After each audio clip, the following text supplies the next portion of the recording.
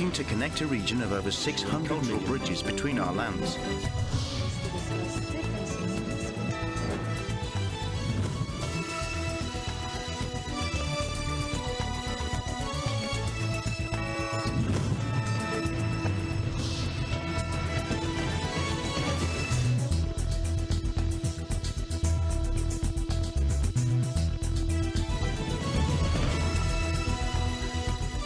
Good evening, I'm Alma Angeles, and you're watching ASEAN in Focus on tonight's headlines. Russian President Vladimir Putin addressed the tragic terrorist attack near Moscow, where at least 137 lives were lost. Initially pointing fingers at Ukraine, President Putin now claims radical Islamists were behind the atrocity. And yet, uncertainties linger, especially regarding the attackers' attempted escape to Ukraine, raising questions about potential collaborators awaiting them there. In local news, the Department of Science and Technology, or DOST, forecasts a 62% chance of La Nina hitting the Philippines by June, while the scorching conditions of El Nino are expected to ease from April to June. The likelihood of La Nina emerging later in the year is on the rise. Meanwhile, Israeli Prime Minister Benjamin Netanyahu canceled an impending visit by an Israeli delegation to Washington. The purpose was to address U.S. concerns over a potential offensive in Rafah. For more on this development, we will turn to Thomas I. Likeness for detailed highlights. And in a significant shift in Japan, the cabinet announced relaxed regulations on military exports. Japan will now permit the transfer of next-generation fighter jets developed in collaboration with Britain and Italy. The aim is to deploy these cutting-edge air combat technologies by 2035, marking a pivotal moment in Japan's defense strategy.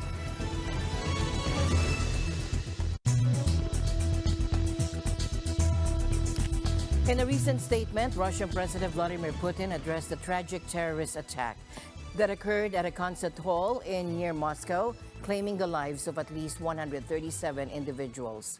Initially attributing the attack to Ukraine, President Putin now asserts that radical Islamists were responsible for the atrocity. However, he expressed lingering uncertainties, particularly regarding the attackers' attempted escape to Ukraine, prompting questions about who awaited them there. President Putin hinted at a larger scheme, suggesting a sequence of events orchestrated to intimidate Russian society and foster discord. That this crime was committed by radical Islamists, people who are combated around the world. We see that the United States are using their channels to whitewash their satellites and all of those who, according to their statements, have no part in this terrorist attack. And they're saying that it is the banned organization of ISIS is fully responsible, but we know who carried out the attack. We are interested in knowing who ordered this attack.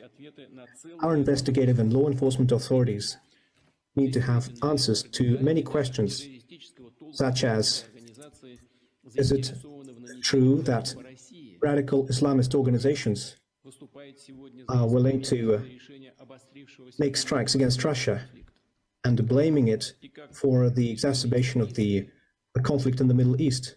And how the radical Islamists who are being positioned as true Muslims commit such heinous atrocities during the sacred month of Ramadan. One thing is clear: the terrible crime of March the 22nd is an act of intimidation. And the question arises, who is to benefit? This crime can only be a link in a chain of attempts by those who are at war with our country since 2014. The Nazis, the Kiev regime, who never stopped at any means using any kinds of inhuman tactics to achieve their goals, especially now when their so-called counteroffensive has failed, as recognized by everyone. And the Russian armed forces possess the initiative along the entire front line, and no attempts to stabilize the situation for the Ukrainian side have been successful. This has led to their attempts to penetrate our borders and their shellings of Russian civilian infrastructure, including energy infrastructure, their attempts to make strikes at the Crimean Bridge, the Crimean Peninsula. These steps make up a logical sequence of terrorist attacks and attempts to intimidate the Russian society and sow discord, and at the same time to show their own population that the Kiev regime is still strong, that the only thing people need is to obey the orders that come from Washington, fight to the last Ukrainian, and to adopt new orders on mobilization, create youth brigades like Hitler used to have, and the money that are being provided for these purposes will certainly be appropriated by the higher-ups. The FSB indicated that the assailants had connections in Ukraine, although specifics were not disclosed. Contrary to President Putin's assertions, the United States squarely blames ISIS for the attack, disregarding any suggested connection to Ukraine. Ukrainian officials vehemently denied any involvement, accusing President Putin of deflecting responsibility. The death toll from the attack now stands at least 139. Following the shooting spree inside the theater, the assailants set fire to the building, resulting in the deaths of many trapped inside. Victims succumbed to both gunshot wounds and smoke inhalation, as confirmed by Russia's investigative committee. Reports from the venue owner's spokesperson, cited by Russian state media on Monday, indicate that over 5,000 individuals were present in the concert hall during the sold-out rock concert when the gunmen stormed in. Andrei Voropyov, governor of the Moscow region, stated that rescue efforts, including rubble sifting and debris clearance, will persist at the site until Tuesday evening. Now, France has ramped up its terror alert level to the maximum in response to the deadly attack in Moscow. Prime Minister Emmanuel Macron announced the move, citing the Islamic State's claim of responsibility and potential threats to France, particularly with the upcoming Paris Olympics. Macron identified the Moscow attackers as the Khorasan group, known for affiliations with the Islamic State, and warned that they had also sought to attack France. Interior Minister Gerald Darmanin echoed these concerns, highlighting the upcoming Olympics as a potential target. He also confirmed intelligence officials will meet on Thursday to analyze the Moscow attack's implications for French security.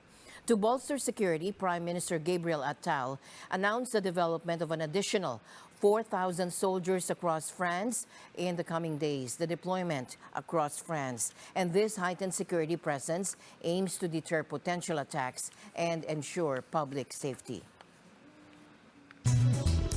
And news coming in from the ASEAN region, the Association of Southeast Asian Nations, or ASEAN, has released a statement condemning the heinous attack in Russia. In a statement issued on Monday, March 26th, ASEAN expressed its utmost condemnation for the barbaric terrorist attack at Crocus City Hall on March 22, 2024. The attack claimed innocent lives, including those of children, and left many others injured. ASEAN extended its deepest sympathies and condolences to the families of the victims, as well as to the people and government of the Russian Federation. The organization also wished a speedy recovery to those injured in the tragic event. Furthermore, ASEAN reiterated its full support for the efforts of the Russian government in addressing the situation and ensuring that the perpetrators are brought to justice. ASEAN emphasized the urgent need for a collaborative international effort to combat terrorism comprehensively and effectively. The organization stands in solidarity with Russia during this challenging time and reaffirms its unwavering commitment to working closely with the international community in the fight against terrorism and violent extremism. And this commitment is in line with the principles outlined in relevant international conventions and protocols, including the ASEAN Charter. Our hearts go out to all those affected by this senseless act of violence. Meanwhile, the Department of Science and Technology, or DOST, said there is a 62% chance that the Philippines will experience La Nina by June. While El Niño's hot and dry conditions are expected to ease by April to June, there's an increased chance of La Nina developing later in the year. There is also the increasing probability of La Nina at 62% in June, July, August season. Also, we need to emphasize that historically, pre-developing La Nina is characterized by below normal rainfall. Therefore, the possibility of a slight delay of the onset of rainy season is likely, and its effect will combine with the effects of the ongoing El Nino. Hence, if we look at the impacts of the ongoing El Nino, starting October, we have seen some provinces to have dry spell, but up to March, we have seen the increasing number of provinces affected by dry spell and drought. As of March 24, 37 provinces experienced drought condition, meteorological drought, and 17 experienced dry spell and 13 dry condition. Historically, La Nina can bring below normal rainfall at the start of the rainy season. And this, combined with the lingering effects of El Nino, could cause a slight delay in the rainy season's arrival. The government is preparing for both scenarios. Despite the possibility of La Nina, its effects wouldn't be immediate. The government assures it will continue implementing El Niño's response measures and then transition to La Nina preparations as needed. Hence, we need to continue doing the operations for El Nino preparedness, but also keeping in mind that we need to prepare for La Nina in the second half of the year. So what are the chances of La Nina in the coming season? There is a 62% chance of La Nina developing by June, August 2024, and that percentage increases as we move to the later half of the year. So government agencies will continue to implement the El Nino actions and, of course, later on, transition into preparing for La Nina. Israeli Prime Minister Benjamin Netanyahu has called off an upcoming visit by an Israeli delegation to Washington. The purpose of the visit was to address U.S. concerns regarding a potential offensive in Rafah. Here's Thomas I. Likeness with more details on this development. Netanyahu pulled the plug on the meeting Monday after the U.S. abstained on a UN Security Council resolution calling for an immediate ceasefire in Gaza. Now let's be clear. A ceasefire could have come about months ago if Hamas had been willing to release hostages. Months ago. Instead, Hamas continues to stand in the way of peace, to throw up roadblocks, cower in tunnels beneath Gaza cities and behind under civilian infrastructure and hide among the civilian population. So today my ask to members of this council and to member states in every region of the world is this: speak out and demand unequivocally that Hamas accepts the deal on the table. Now, I hope I'm wrong, I really do, but I don't expect that from Russia and China, especially because they still can't bring themselves to condemn Hamas's terrorist attacks on October 7th. Israel wanted the U.S. to veto the resolution, which ultimately passed. Netanyahu says the abstention is a clear retreat from the consistent position of the United States. But U.S. National Security Council spokesman John Kirby says that's not the case. Our vote does not, I repeat, does not represent a shift in our policy. We've been very clear, we've been very consistent in our support for a ceasefire as part of a hostage deal. Kirby says the resolution did have some elements the U.S. could support, but he says it didn't go far enough. We wanted to get to a place where we could support this resolution, but because the final text does not have key language that we think is essential, such as condemning Hamas, we couldn't support it. Netanyahu says failing to veto the resolution has hurt Israel's war effort and attempts to release the hostages. The United States has backed Israel with both military and diplomatic support. But it has voiced frustration with Netanyahu as the civilian death toll in Gaza mounts. While the delegation's trip has been canceled, Kirby says a separate visit by Israel's defense minister, Yoav Gallant, is proceeding. We certainly look forward to having those discussions with him and making it clear to the defense minister that the United States continues to stand with Israel as they fight Hamas and will continue to work with might and main to get those hostages back with their families where they belong. Kirby reiterated his view that a major ground offensive in Rafah would be a major mistake. As for a ceasefire, it looks like any truce agreement will likely have to be brokered by Qatar during meetings in Doha. But I do believe that ultimately, if we are able to achieve a ceasefire and the release of hostages is going to come not through a UN process, but through the process with which we've been engaged, yes, in Doha.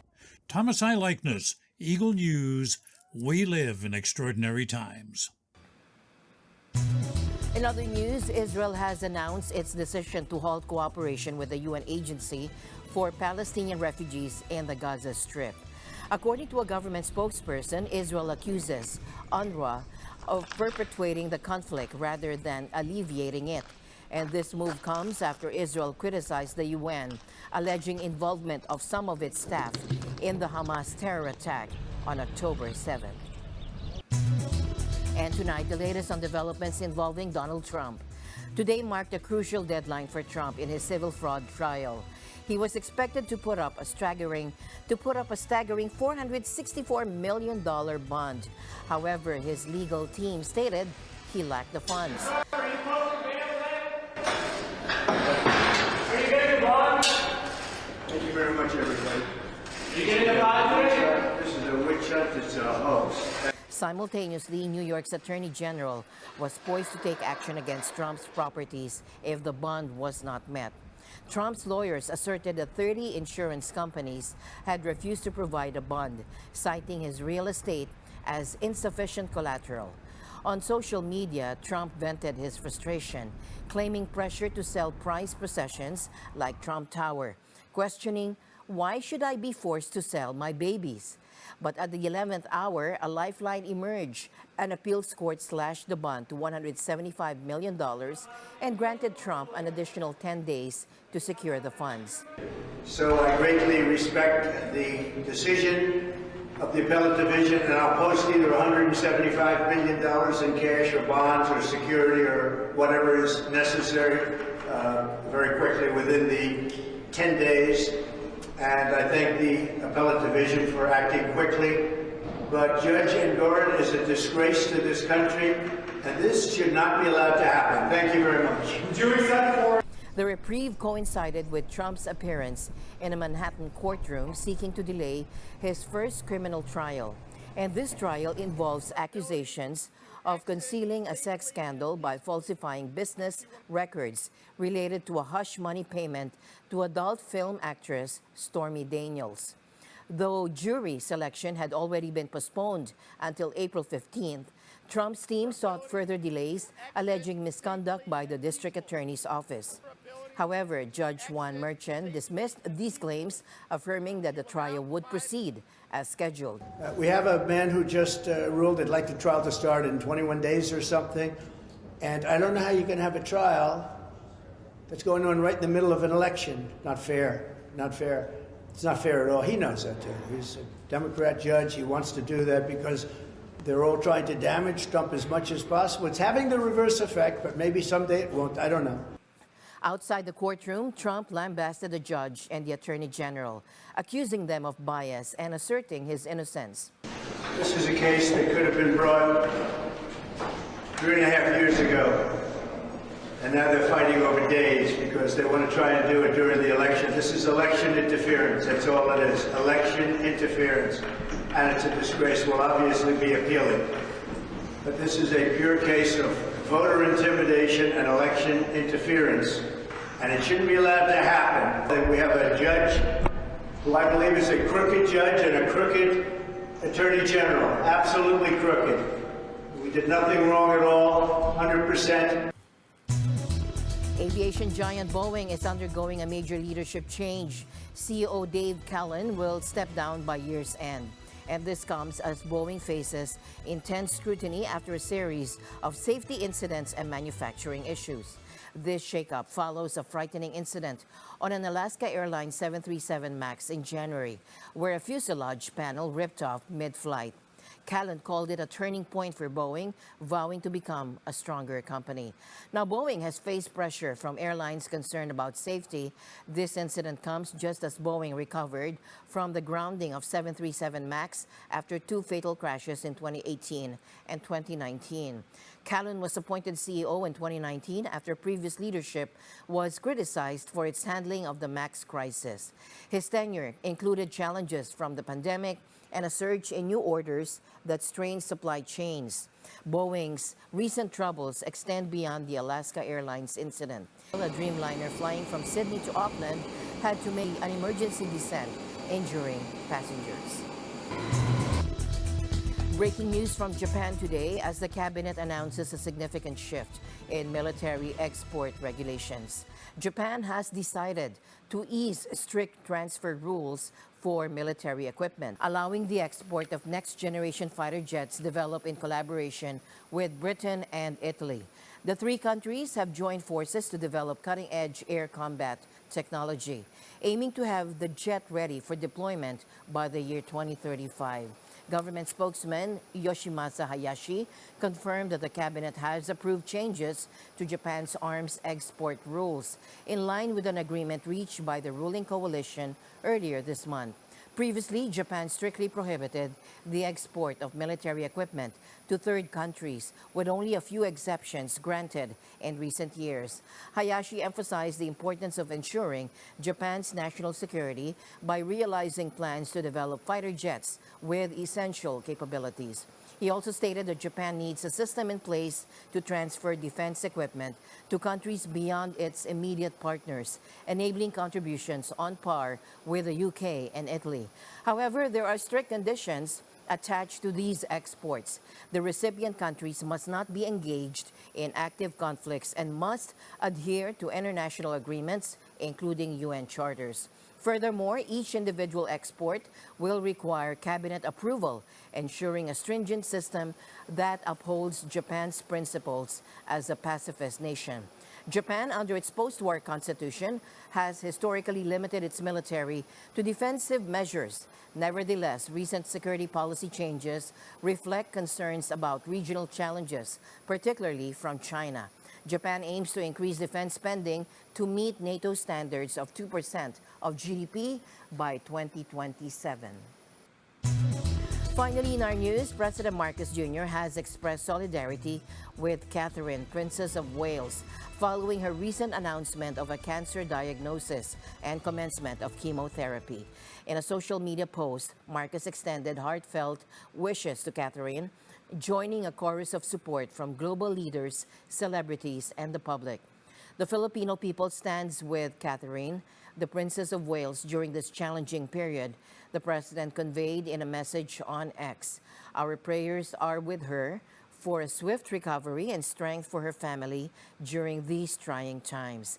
In a video message released on March 23, the 42-year-old princess disclosed her journey with preventive chemotherapy, emphasizing the unexpected nature of her diagnosis and the need for privacy amidst speculation about her well-being during her absence from the public eye. As my usual habit, I'd like to end the day on a positive note. Let's encourage and build each other up so that no one is left behind. And that's it for tonight's broadcast. I'm Alma Angeles. Stay in the news because we live in extraordinary times. Good night.